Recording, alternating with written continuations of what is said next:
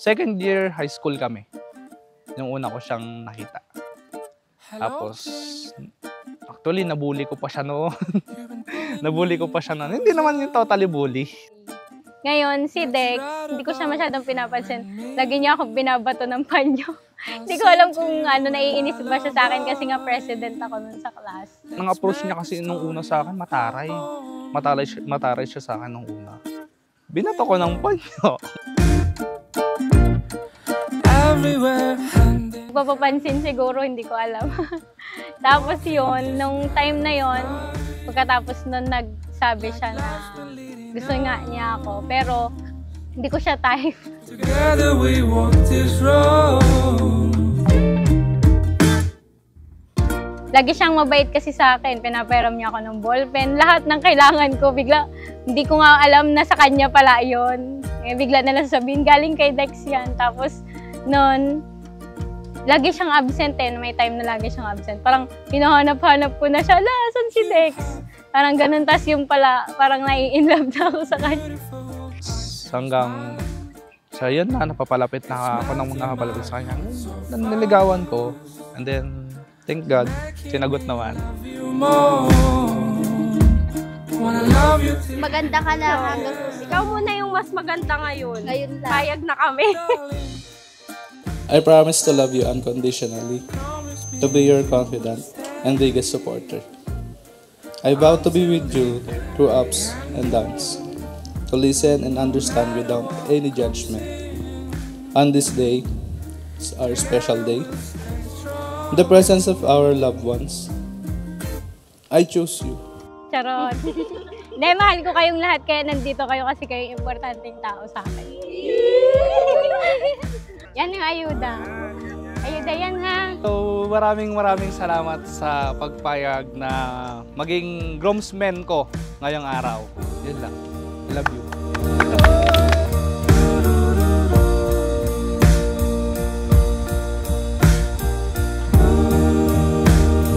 I will give you my love, friendship, my unwavering commitment, and my salary. Forever and always, my heart is yours.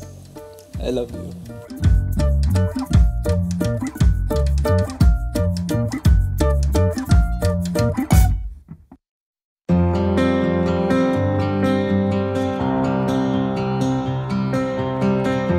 Ang nagustuhan ko sa kanya, mahal niya yung nanay niya.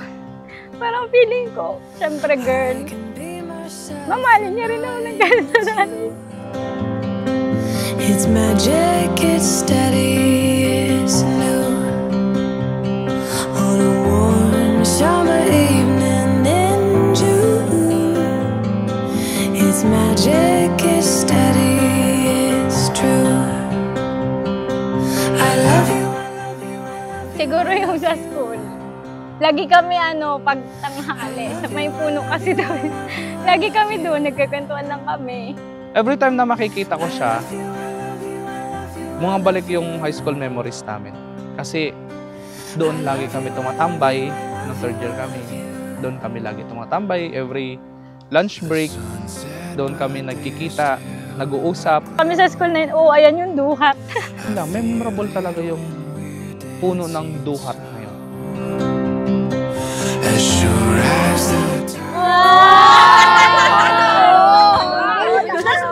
Thank you sa regalo mo. Ang dami ko nag-give, puro ganito, puro regalo siya sa akin. I love you, I love you, I love you, I love you.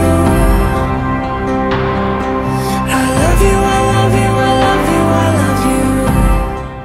To the man full of patience and love. Thank you for marrying me today. It is always my dream to walk down the aisle with you.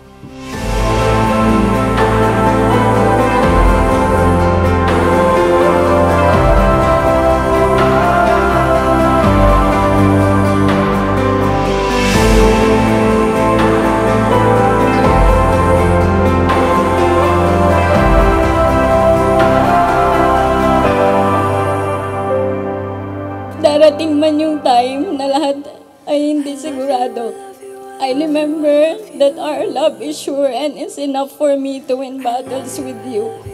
Know that I'm always grateful to God for having someone like you na walang sawa nagmamahal sa akin. I love you, I love you, I love you, I love you. I love you, I love you, I love you, I love you.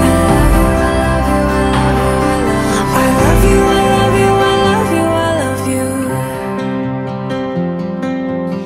Na yun ang babato ng panyo at nagpapapansin sa akin dati. Siya pala yung ibabato ng universe na mapapangasawa ko.